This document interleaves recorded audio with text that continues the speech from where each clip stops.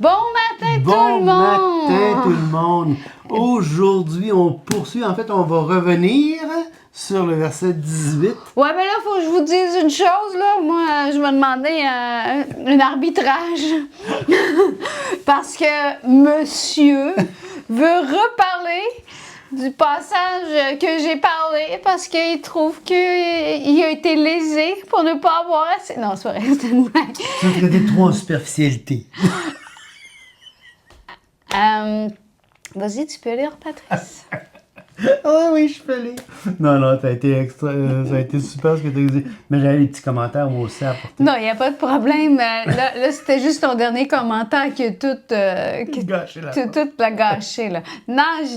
C'est ça, là, c'est vrai. Donc, aujourd'hui, Verset 18. on recommence au verset 18. Que nul ne s'abuse lui-même. Si quelqu'un parmi vous pense être sage selon ce siècle, qu'il devienne fou afin de devenir sage, car la sagesse de ce monde est une folie devant Dieu. Aussi est-il écrit, il prend les sages dans leur ruse. Et encore, le Seigneur connaît les pensées des sages, il sait qu'elles sont vaines. Que personne donc ne mette sa gloire dans des hommes, car tout est à vous. Soit Paul, soit Apollos, soit Céphas, soit le monde, soit la vie, soit la mort, soit les choses présentes, soit les choses à venir.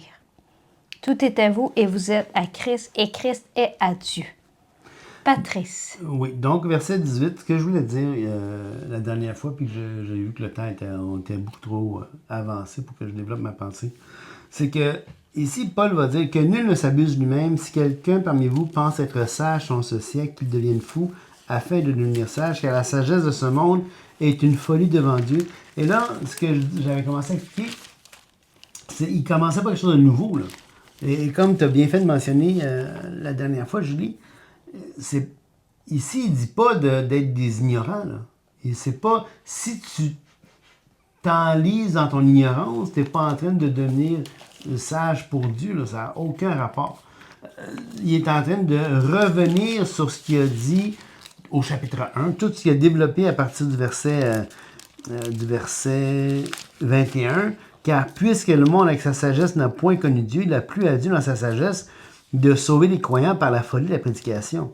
Les Juifs demandent des miracles, les Grecs cherchent la sagesse. Nous prêchons Christ crucifié, scandale pour les Juifs, folie pour les païens. C'est exactement le même contexte qui vient ici. Donc, il dit, si tu veux être sage, cherche pas aux yeux du monde. Ce que tu vas faire, tu vas aller chercher la sagesse des Grecs. Mais Paul rappelle que les Grecs, dans leur sagesse, n'ont pas connu Dieu. Okay, dans le contexte, là, quand tu comprends ce qu'il est en train de dire, le monde dans sa sagesse n'a pas connu Dieu. Qui cherchait la sagesse? C'est les Grecs. Donc les Grecs, dans leur sagesse, n'ont pas connu Dieu. Alors, on ne doit pas aller chercher notre modèle de Dieu, notre compréhension de Dieu chez Platon, chez Aristote, chez tout ce que tu voudras. Non, la Bible est parfaitement suffisante pour nous expliquer. Dieu est capable de se révéler lui-même par la parole de Dieu pour qu'on comprenne qui Dieu est. Et donc ici, mais Dieu, donc, nul ne s'abuse lui-même. Si quelqu'un parmi vous pense être sage selon ce siècle, alors selon ce siècle, ça veut dire qu'il ne cherche pas la folie de la prédication. Alors quand il dit ici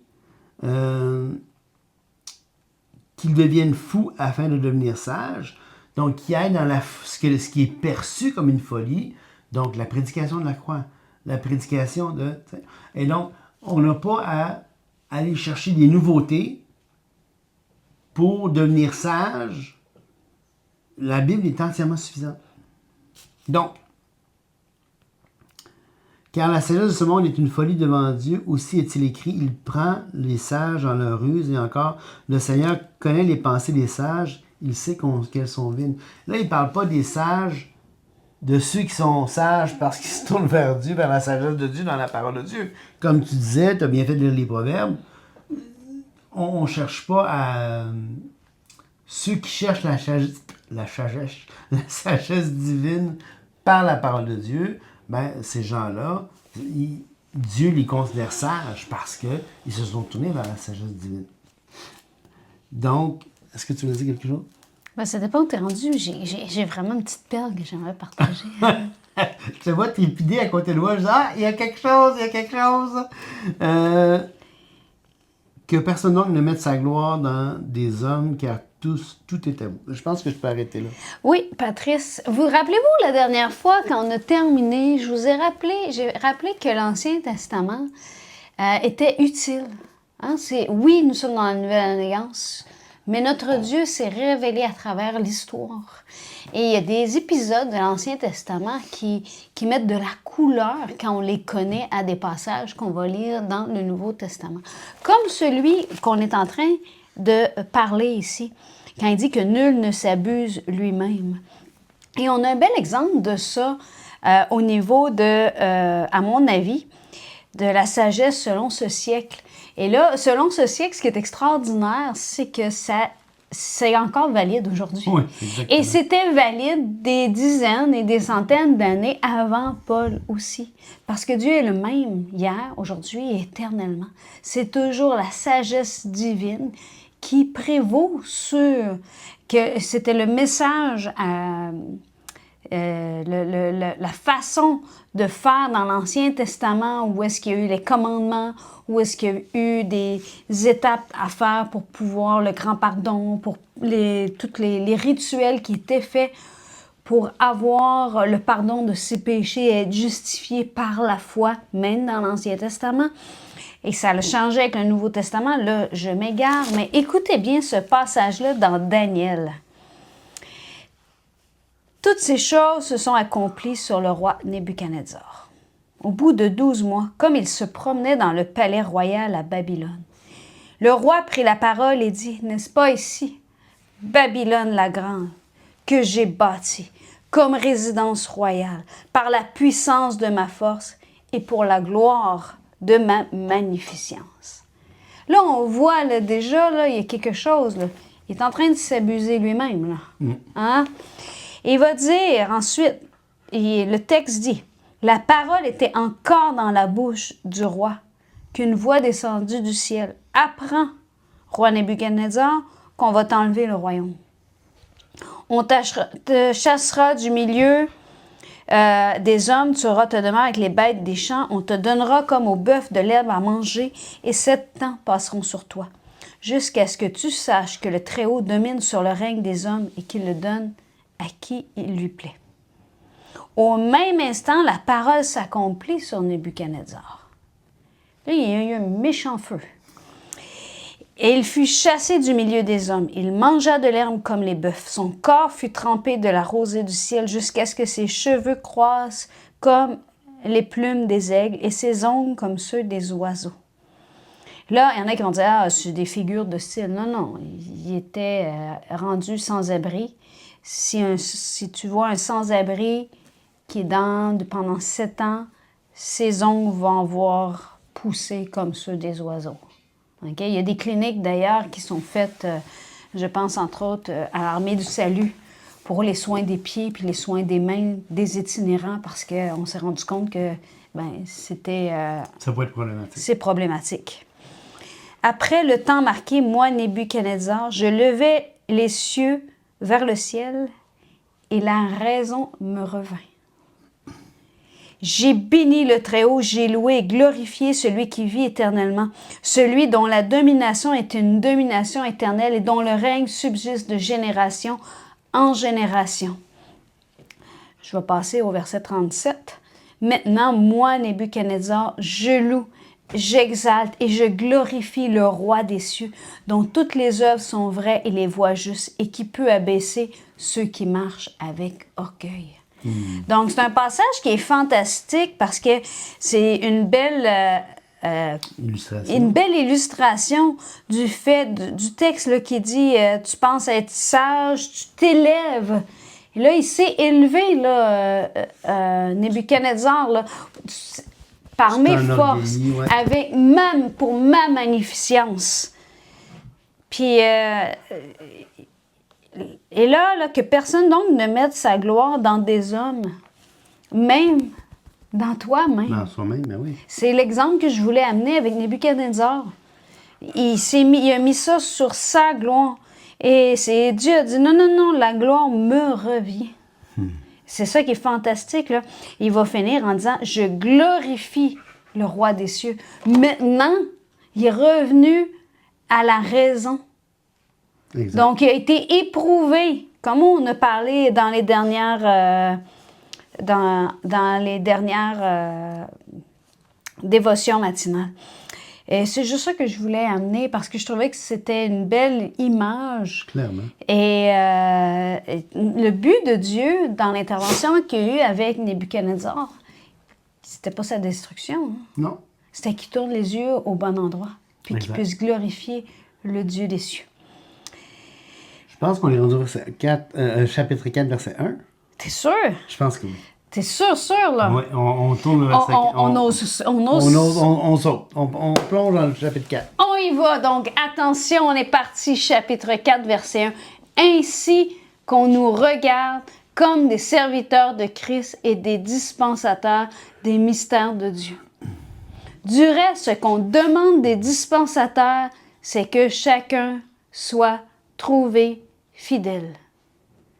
Pour moi, il m'importe fort peu d'être jugé par vous ou par un tribunal humain. Je ne me juge pas plus moi-même car je ne me sens coupable de rien, mais ce n'est pas pour cela que je suis justifié. Celui qui me juge, c'est le Seigneur. C'est pourquoi ne jugez de rien avant le temps jusqu'à ce que vienne le Seigneur qui mettra en lumière ce qui est caché dans les ténèbres et qui manifestera les desseins des cœurs. Alors chacun recevra de Dieu la louange qui lui sera due. Donc on se rappelle ici, il n'y a pas une page qui tourne, il n'y a pas c'est une lettre. Donc on continue, même si on a changé de chapitre, avec ce qui a été dit précédemment. Et on se rappelle qu'on avait vu au verset 8, celui qui plante, celui qui arrose. On avait vu au verset 9, car nous sommes ouvriers avec Dieu. Vous êtes le champ de Dieu, l'édifice de Dieu. On avait vu, personne ne peut poser un autre fondement que celui qui a été posé. On avait vu, par contre, qu'on bâtit sur ce fondement-là. Et là, il va dire, ainsi, ça amène comme en conclusion, là, avec tout ce que je viens de dire, là, qu'on nous regarde comme des serviteurs de Christ et des dispensateurs des mystères de Dieu. Donc, Patrice, le terme serviteur, oui. Veux-tu nous en parler? Oui, le terme serviteur ici, à moins que je me trompe, c'est doulos, ça veut dire comme esclave. Attends, je pense de mémoire, là. Oui, je suis pas mal sûr que c'est ça. C'est serviteur, c'est doulos, c'est qu'on nous regarde comme des esclaves de Christ et des dispensateurs. Le mot dispensateur ici, ça vient du mot oikonomia, qui veut dire, qui par étymologie donne le mot aujourd'hui économie. Bon, c'est pas ce que ça veut dire à l'époque, là encore là, il y a eu des dérives dans le temps de qu'est-ce que le mot économie peut vouloir dire, ou ce qu'il voulait dire à l'époque. Mais ça demeure quelqu'un qui est un administrateur. Oiko qui veut dire maison, nomea qui veut dire loi, donc gestion de la maison. Donc un dispensateur, c'était quelqu'un qui faisait l'administration des biens de la maison, des biens de la cité, des biens. C'est un administrateur, c'est quelqu'un qui s'assure que les ressources sont bien utilisées, sont bien gérées et que tout ce qui doit être donné soit bien donné à ceux à qui ils doivent être donnés. Okay? Donc, ce qu'il est en train de dire, c'est ça que le mot dispensateur veut dire. Donc, qu'on nous regarde comme des doulas, des esclaves de Christ et des dispensateurs, donc des gens qui doivent administrer les mystères de Dieu. Et ce qu'on demande des administrateurs, c'est qu'ils soient trouvés fidèles. Donc, ça veut dire que c'est pas des gens qui vont profiter du système, c'est pas des gens qui vont piger dans la cagnotte, c'est pas des gens qui vont détourner les fonds, c'est des gens qui sont fidèles dans la gestion qu'il leur est donnée, dans la responsabilité de gestion qu'il leur est donnée, pour s'assurer que tout soit fait dans les normes, en conformité avec les normes. Et donc, il va dire, il est un dispensateur. Ce qu'on demande, c'est d'être un dispensateur qui est fidèle. Et là, il va dire, pour moi, il ne m'importe peu d'être jugé par vous ou par un tribunal humain. Je ne me juge pas non plus de moi-même. Alors, dans sa conscience est claire. Il dit, je ne me sens coupable de rien. Sa conscience est claire. Mais il ne dit pas parce que ma conscience est claire que je suis innocent. C'est pas pour ça que je suis justifié. Ici, on peut tout de suite sauter, justification. Vous vous souvenez quand je vous ai dit, c'est pas parce que tu vois un mot, les mots dans la Bible, là, Et c'est important de comprendre ça. C'est un principe d'herméneutique très important. Un mot peut avoir plusieurs définitions possibles, plusieurs sens possibles. Et les mots ont toujours des portées qui vont au-delà du sens. Ce qui est important, c'est que le contexte va définir, va stipuler quel sens va prévaloir à cet endroit-là du texte. Tu prends un dictionnaire, des fois tu as des mots qui ont toutes sortes d'entrées dans le dictionnaire qui veulent dire toutes sortes de choses, mais ça ne va jamais, dans un texte donné, dans un endroit donné du texte, le mot ne prend pas tous ses sens. Il va en prendre un seul de ces sens possibles-là. Et c'est le contexte qui va déterminer à quel sens qu'on va l'utiliser. Et là, ici, c'est pas pour ça que je suis justifié. Ça ne veut pas dire que justification à la foi. Non. Il dit, c'est pas pour cette raison-là que je suis juste ou que les gens vont me reconnaître comme juste ou que Dieu va me reconnaître comme juste parce que celui qui me juge, c'est le Seigneur. Alors, ça va être au Seigneur d'évaluer la performance, parce que chacun va recevoir sa récompense selon l'œuvre qu'il a bâtie. Exactement. Il n'a pas changé, là. C'est dans la même lignée du texte. Et dans les Proverbes, on voit que la sagesse est justifiée par ses œuvres. Donc, il y a une certaine justification par les œuvres. Jamais pour le salut, mais il y a une justification par les œuvres pour tout ce qui est récompense. Puisqu'on va être jugé par les œuvres. Il y a donc une justification par les œuvres. Et là, ici, c'est pas pour ça que je suis justifié. C'est pas pour ça que j'ai eu raison. C'est pas parce que ma conscience est claire que d'un coup, je suis juste dans ça. Non. Parce que il y a le juste juge qui va m'évaluer. Et d'ailleurs, cette idée-là revient avec le verset 5. C'est pourquoi ne jugez de rien avec le temps jusqu'à ce que vienne le Seigneur qui mettra en lumière ce qui est caché dans les ténèbres et qui manifestera les desseins des cœurs. Ça veut dire que nous ne pouvons pas évaluer justement les autres autour de nous en ce qui a trait aux récompenses qu'ils devraient recevoir parce qu'on ne connaît pas ce qui est caché dans les ténèbres et ce qui manifestera les desseins de leur cœur. Mais n'oublions pas qu'on a vu au verset 15 de 1 Corinthiens 2, l'homme spirituel, au contraire, juge de tout.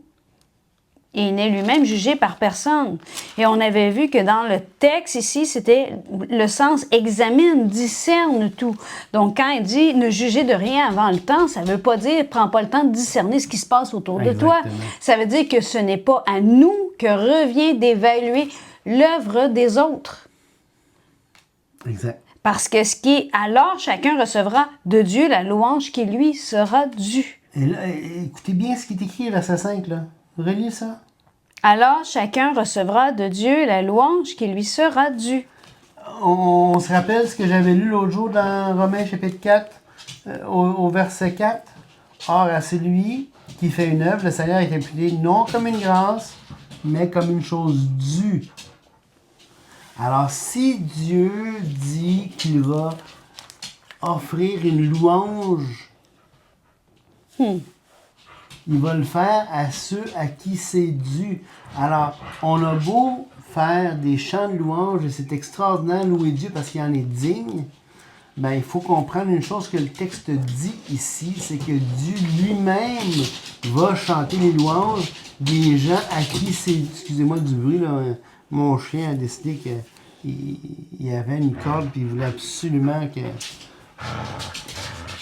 qu'on joue avec. Donc, donne.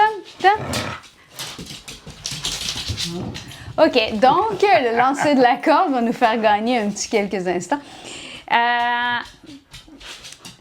Oui, c'est tout à fait. Alors, et d'ailleurs, Patrice, je veux revenir avant que je perde ce que je voulais dire. Oui, tu sais, quand il dit là, ainsi qu'on nous regarde comme des serviteurs de Christ et des dispensateurs des mystères de Dieu, on n'oublie pas que oui, c'est vrai, mais ça, c'est rendu possible grâce à Dieu.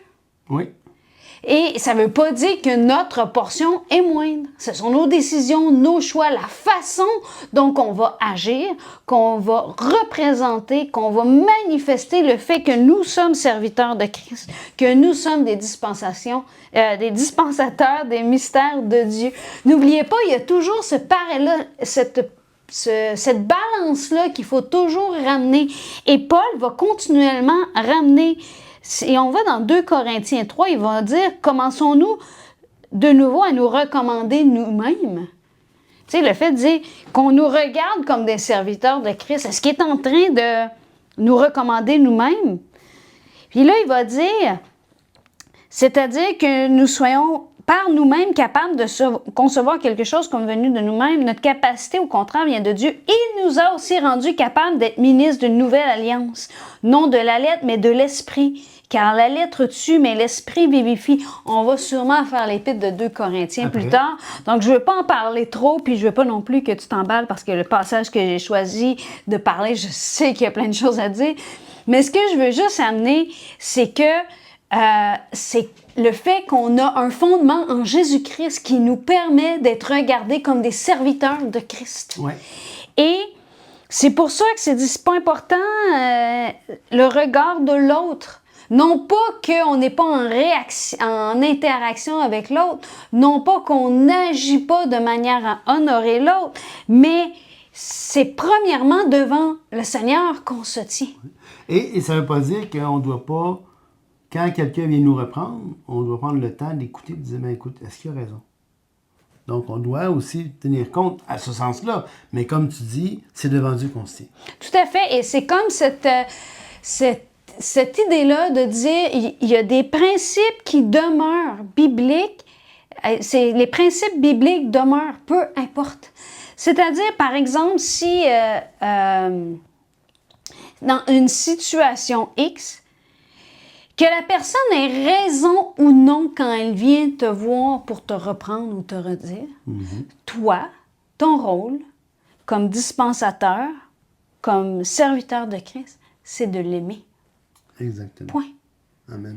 C'est d'avoir la douceur d'écouter, peut-être de rectifier, peut-être que ce ne sera pas le temps de rectifier, peut-être c'est de reconnaître, d'accepter. Donc, il y a toute cette... ça ne nous place pas au-dessus de l'autre. Et c'est pour ça qu'il commence en disant, on est serviteur de Christ. Exact. On est serviteur de Christ. De ce Christ-là qui s'est penché pour laver les pieds de ses disciples. Amen. Et là, c'est incroyable. Prenez le temps là, de... Alors, chacun recevra de Dieu la louange qui lui sera due. Dans une situation X de ta vie où tu dis, je le sais que c'est de même que je devrais agir, mais c'est injuste ce que je vis. C'est injuste ce qui se passe. Puis moi, il faut que j'aime.